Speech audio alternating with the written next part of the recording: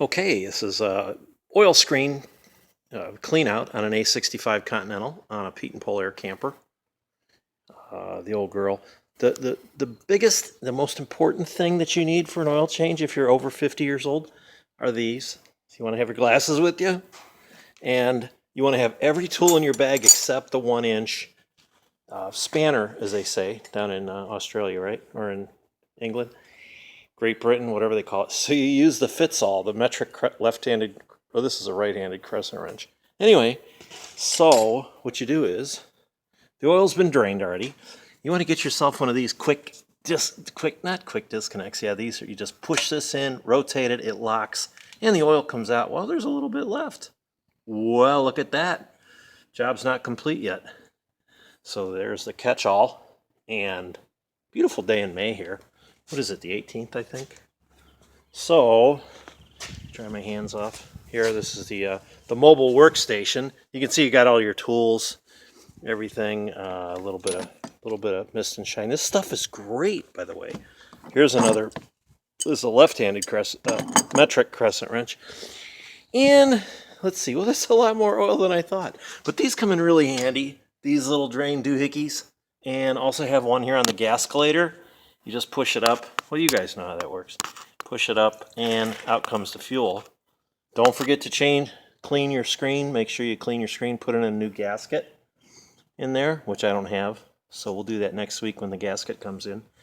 So only holds like 3.5, 4 quarts in the A-65 Continental. So first thing, you have to pull out the temperature bulb. Where is it? It's kind of hard to see. Here's the temperature bulb. And that fits in the oil screen. There's your oil screen. This is harder to do than it looks. So fits in the oil screen, screws in. This is the oil screen itself, and it's got holes here so that you can, once you tighten it up, you put a new gasket on it, copper gasket, you tighten it up and then run safety wire to the tachometer. RPM tells you how fast you're going, gauge, and safety wire that so this doesn't come loose and lose all your oil. So that you have to be careful with. You do not want to strip that little hex nut right there. So that's your temperature bulb. It goes in through a grommet. There's your grommet, rubber grommet. So it saves the thermocouple wire rubbing against the firewall. You can see there's grommets on all these carry-throughs. This is a throttle cable, rubber grommets. Tony Vangelis would be proud. Oh, let's see. All right, I'm getting away from myself here. So you unscrew. I've already loosened this, as you can tell. So this is the oil filter. Well, oil screen, 1946 version. So there's the gasket. You see the gasket on there. And so the screen catches any golf balls, beer cans, you know, all the big stuff. So you put in a can of avgas and you swoosh it. Is it swish or swoosh? That's what I want to know. And that's blue. That's 100 octane, low lead. That's about $37 worth of gasoline in my great value decaf. Wow. No wonder I threw that out. No wonder the can was empty. It's decaf. So you can see it's got quite the, quite the color there. That's mostly oil. But what you want to do, you want to look for the bad stuff. So you take this filter out, you shake it out, blow it out real pretty, and then pour. I've got a funnel here with a paper towel. Coffee filter works good. So you're going to catch all of your junk, and then you're going to examine it to see if there's brass, aluminum, steel, see what kind of stuff you have in there. Carbon particles, stuff like that. Let it drain, and take it outside into some good light. Put your readers on, and let's see what we got here.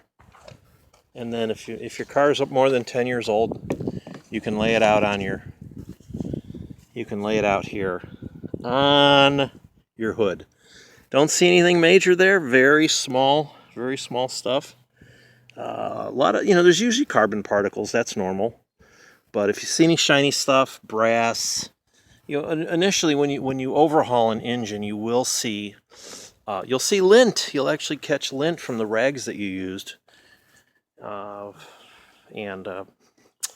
you'll see little bits of flashing and things like that come off of a newly overhauled engine. But after that, you shouldn't really see a whole lot. So, but if you do, if it's brass or bronze, it might be coming from the rockers, the bushings in here. If you have bushings in here, aluminum might, you can tell by the pedigree of the material where it might be coming from. But you really don't want to see anything. So that's that in the oil change department. So we'll put all that back with a new gasket. Got a gasket here somewhere. There's a bunch of them. But anyway, that's not important right now. Yeah. It's a building with a lot of windows. Wait, it's a hospital. That's not important right now. That's not, I'm not saying the joke right. Anyway, you know what I'm talking about.